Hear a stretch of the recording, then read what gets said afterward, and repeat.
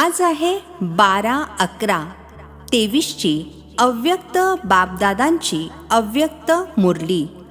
Revise date आहे 22/3/96. मुरलीचे शीर्षक आहे ब्राह्मण जीवनाची पर्सनॅलिटी सर्व प्रश्नांपासून पार, सदैव प्रसन्न चित्त राहणे.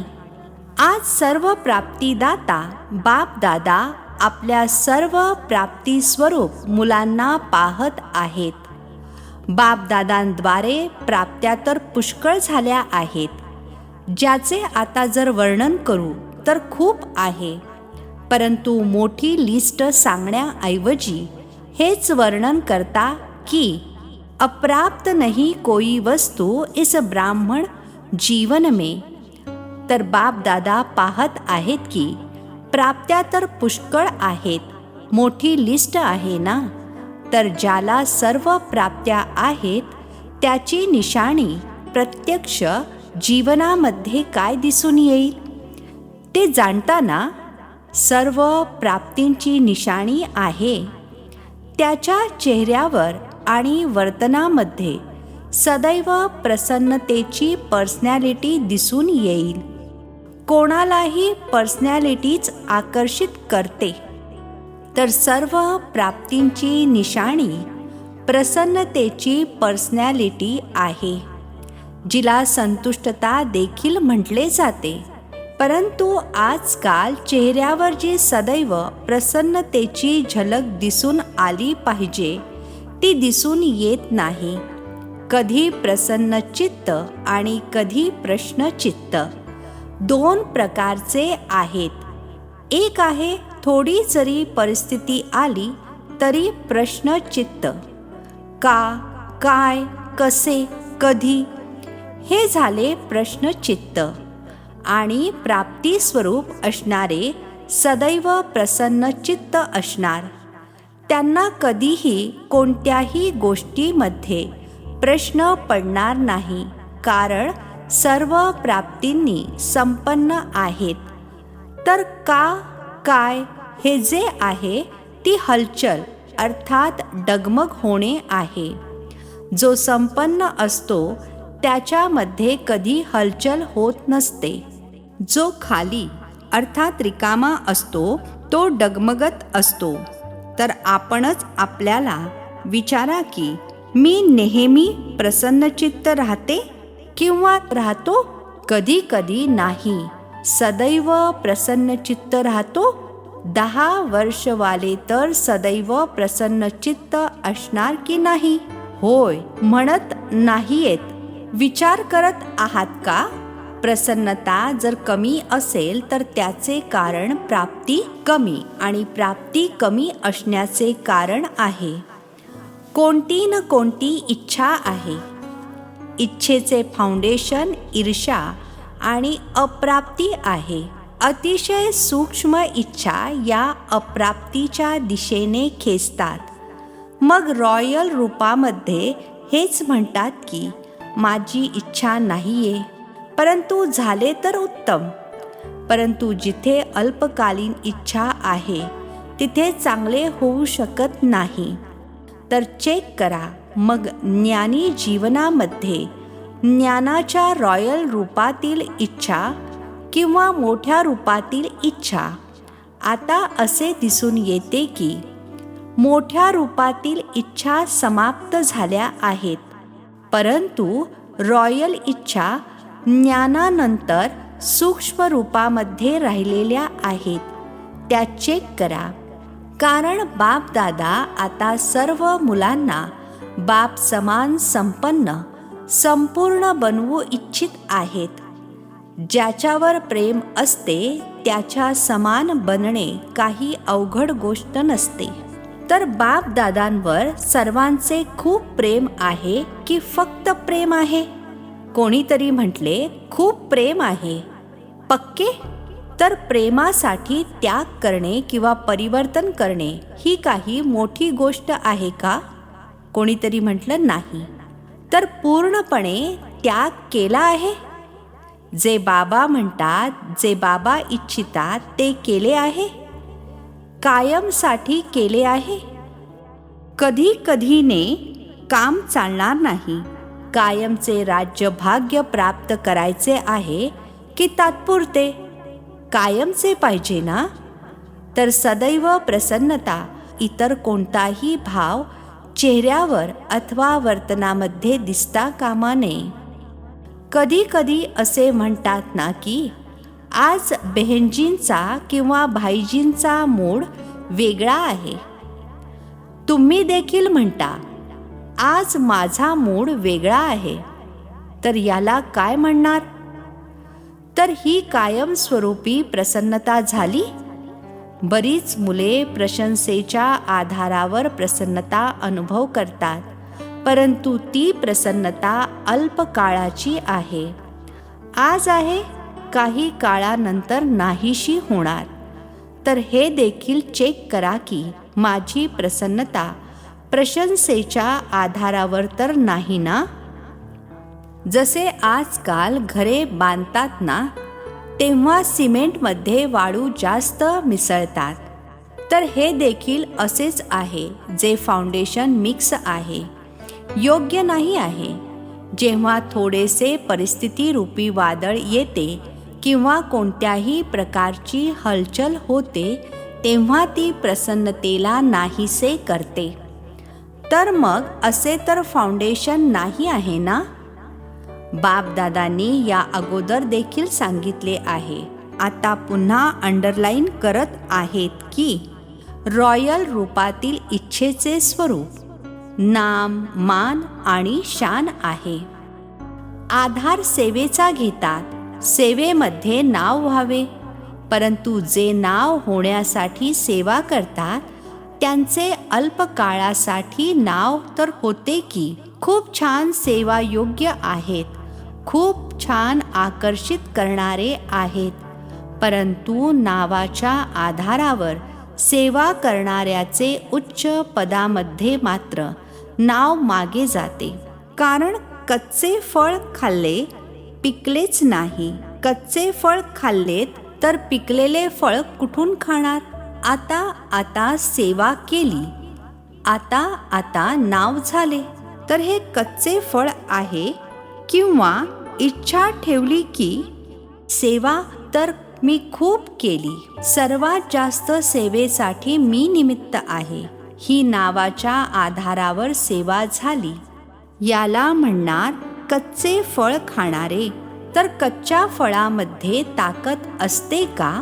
किंवा सेवा केली तर सेवेच्या रिझल्टमध्ये मला मान मिळाला पाहिजे.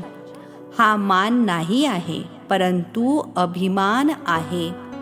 जिथे अभिमान आहे तिथे प्रसन्नता राहू शकत नाही. सर्वात मोठी शान बापदादांच्या अंतःकरणामध्ये शान अर्थात सन्मान प्राप्त करा. आत्म्यांच्या हृदयामध्ये सन्मान मिळाला जरी तरी देखील ती आत्मा स्वतःच घेणारी आहे. मास्टर दाता आहे, दाता नाही. तर शान अर्थात सन्मान हवा असेल तर सदैव बापदादांच्या अंतःकरणामध्ये आपला सन्मान प्राप्त करा. या सर्व रॉयल इच्छा प्राप्ती स्वरूप बनू देत नाहीत. त्यामुळे प्रसन्नतेची पर्सनॅलिटी सदैव चेहऱ्यावरून आणि वर्तणुकीमधून दिसून येत नाही. कोणत्याही परिस्थितीमध्ये प्रसन्नतेचा मूड जर बदलत असेल तर त्याला कायमची प्रसन्नता म्हणणार नाही. ब्राह्मण जीवनाचा मूड सदैव चिअरफुल आणि केअरफुल अर्थात आनंदी आणि काळजी घेणारा. मूड बदलता कामा नये. मग रॉयल रूपामध्ये म्हणतात, आज मला खूप एकांत हवा आहे. का पाहिजे? कारण सेवा अथवा परिवारापासून दूर जाऊ इच्छितात आणि म्हणतात शांती पाहिजे, एकांत पाहिजे. आज माझा मूड असा आहे. तर मूड बदलू देऊ नकात. कारण काहीही असो, परंतु तुम्ही कारणाचे निवारण करणारे आहात की कारणामध्ये येणारे आहात? निवारण करणारे. ठेका कोणता घेतला आहे?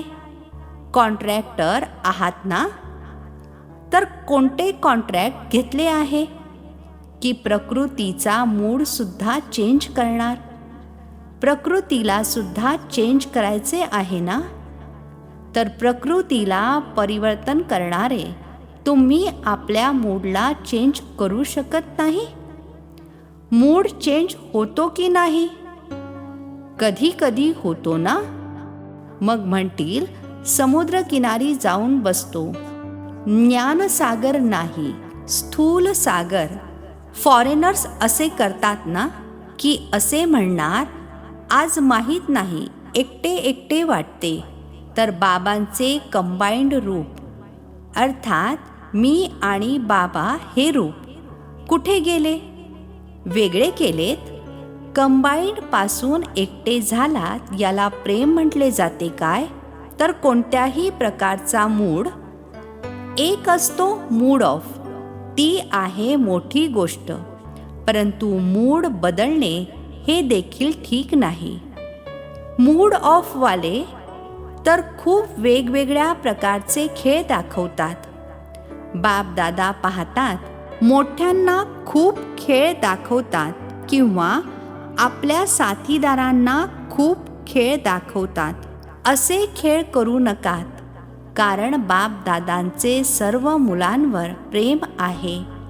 बाप दादांना असे वाटत नाही की जे विशेष निमित्त आहेत तेच बाप समान बनावेत आणि बाकी बनले किंवा नाही बनले तरी चालतील, असे नाही आहे. सर्वांना समान बनवायचेच आहे. हेच बापदादांचे प्रेम आहे. तर प्रेमाला प्रतिसाद देता येतो की नाज नखरे अर्थात लबाडी करून रिटर्न करता? कधी नाज नखरे दाखवतात आणि कधी समान बनवून दाखवतात. आता ती वेळ निघून गेली. आता डायमंड जुबली साजरी करत आहात ना? तर 60 वर्षांनंतर तसाही वानप्रस्थ सुरू होतो. तर आता लहान मुले नाही आहात. आता वानप्रस्थ अर्थात सर्व काही जाणणारे अनुभवी आत्मे आहात. नॉलेजफुल आहात, पॉवरफुल आहात, सक्सेसफुल आहात. जसे सदैव नॉलेजफुल आहात तसे पॉवरफुल आणि सक्सेसफुल सुद्धा आहात ना? काही वेळा सक्सेसफुल का होत नाही? त्याचे कारण काय आहे? तसे तर सफलता तुम्हा सर्वांचा जन्मसिद्ध अधिकार आहे. म्हणता ना, फक्त म्हणता की मानता सुद्धा. तर सफलता मिळत का नाही? कारण काय आहे? जर आपला जन्मसिद्ध अधिकार आहे तर अधिकार प्राप्त होण्यामध्ये, अनुभव होण्यामध्ये कमी का आहे? कारण काय आहे? बाप दादांनी पाहिले आहे, बरेच जण आपले कमजोर संकल्प आधीच इमर्ज करतात. माहीत नाही होणार की नाही. तर हा आपलाच कमजोर संकल्प प्रसन्न चित्त नाही, परंतु प्रश्न चित्त बनवतो. होणार, नाही होणार, काय होणार माहीत नाही. हे संकल्प भिंत बनतात आणि सफलता त्या भिंतीच्या आत लपून जाते. निश्चय बुद्धी विजयी हे तुमचे स्लोगन आहे ना? जर हे स्लोगन आताचे आहे, भविष्याचे नाही, वर्तमानाचे आहे, तर सदैव प्रसन्न चित्त राहिले पाहिजे की प्रश्नचित्त? तर माया आपल्याच कमजोर संकल्पांचे जाळे पसरते आणि आपल्याच जाळ्यामध्ये फसता. विजयी आहोतच. याद्वारे या कमजोर जाळ्याला नष्ट करा. अडकू नका, परंतु नाहीसे करा. नष्ट करण्याची ताकद आहे. सावकाश करू नका. झटक्या सेकंदामध्ये या जाळ्याला वाढू देऊ नका. एकदा जरी या जाळ्यामध्ये अडकलात ना, तर बाहेर पडणे खूप कठीण आहे. विजय माझा बर्थराईट आहे. सफलता माझा बर्थराईट आहे. हा बर्थराईट परमात्मा बर्थराईट आहे. याला कोणीही हिरावून घेऊ शकत नाही. असा निश्चय बुद्धी सदैव प्रसन्न चित्त सहजच आणि स्वतःच राहील. मेहनत करण्याची देखील गरज नाही. असफलतेचे दुसरे कारण काय आहे? तुम्ही लोक दुसऱ्यांना देखील सांगता की समय, संकल्प, संपत्ती सर्व सफल करा. तर सफल करणे अर्थात सफलता प्राप्त करणे. सफल करणे हाच सफलतेचा आधार आहे. जर सफलता मिळत नसेल तर जरूर कोणत्या न कोणत्या खजिन्याला सफल केलेले नसणार. म्हणूनच सफलता मिळाली नाही. खजिन्यांची लिस्ट तर जाणता ना, तर चेक करा. कोणता खजिना सफल केला नाही, व्यर्थ घालवला आहे, तर स्वतःच सफलता प्राप्त होईल. हा वारसा देखील आहे, तर वरदान सुद्धा आहे. सफल करा आणि सफलता प्राप्त करा. तर सफल करता येते की नाही? तर सफलता मिळते का? सफल करणे आहे बीज आणि सफलता आहे फळ. जर बीज चांगले आहे आणि फळ मिळाले नाही, असे होऊ शकत नाही. सफल करण्याच्या बीजामध्ये काही कमी आहे, म्हणूनच सफलतेचे फळ मिळत नाही. तर काय करायचे आहे? सदैव प्रसन्नतेच्या पर्सनॅलिटीमध्ये राहा. प्रसन्न चित्त राहिल्याने खूप चांगले अनुभव कराल. तसेही कोणाला प्रसन्न चित्त पाहता तेव्हा किती छान वाटते. त्यांच्या सोबत राहणे, त्यांच्या सोबत बोलणे, बसणे किती चांगले वाटते. आणि कोणी प्रश्न चित्तवाला आला तर वैतागून जाल. तर हे लक्ष ठेवा, काय बनायचे आहे? प्रश्नचित्त नाही, प्रसन्न चित्त. आज या सीझनचा शेवटचा दिवस आहे. तर शेवटच्या दिवशी काय केले जाते? कोणी यज्ञ देखील रचतात, तर शेवटी काय करतात? स्वाहा करतात. तर तुम्ही काय करणार? प्रश्नचित्तला स्वाहा करा. हे का होते? हे काय होत आहे? असे नाही. नॉलेजफुल आहात ना, तर का काय नाही. तर आजपासून हे व्यर्थ प्रश्न स्वाहा. तुमचा सुद्धा वेळ वाचेल आणि दुसऱ्यांचा देखील वेळ वाचेल. दादींचा सुद्धा यामध्ये वेळ जातो. हे का, हे काय, हे कसे. तर हा वेळ वाचवा, आपला सुद्धा आणि दुसऱ्यांचा सुद्धा. बचतीचे खाते जमा करा. मग 21 जन्म आरामात बसून खा, प्या, मौज करा. तिथे जमा करावे लागणार नाही. तर स्वाहा केलेत की विचार करणार? विचार करायचा असेल, भले विचार करा. स्वतःला विचारा, हे कसे होणार? हे करू शकतो की नाही? हा 1 मिनिटामध्ये विचार करा. पक्के काम करा. स्वतःला जेवढे काही प्रश्न विचारायचे असतील ते 1 मिनिटामध्ये विचारा. विचारलेत? स्वाहा देखील केलेत की फक्त प्रश्न विचारलेत? पुढील काळासाठी प्रश्न समाप्त. 1 मिनिट सायलेन्स नंतर समाप्त केलेत? तर कोणी म्हटलं हाजी. असेच हाजी करू नका. जेव्हा बऱ्याच काळापासूनचा अनुभव आहे की प्रश्नचित्त अर्थात हैराण होणे आणि हैराण करणे. चांगल्या प्रकारे अनुभव आहे ना, तर आपल्या निश्चय आणि जन्मसिद्ध अधिकाराच्या शानमध्ये राहा, तर हैराण होणार नाही. जेव्हा या शानपासून दूर जाता तेव्हा हैराण होता. समजले? चांगल्या रीतीने समजले आहे की आता पुरते म्हणाल होय समजले, आणि फॉरेनला गेल्यावर म्हणणार कठीण आहे? असे तर करणार नाही ना? अच्छा, 1 सेकंदामध्ये अशरीरी बनणे हा पाठ पक्का आहे. आत्ता विस्तार, आत्ता सारमध्ये सामावून जा. बापदादांनी ड्रिल करवून घेतली. अच्छा, या अभ्यासाला सदैव सोबत ठेवा.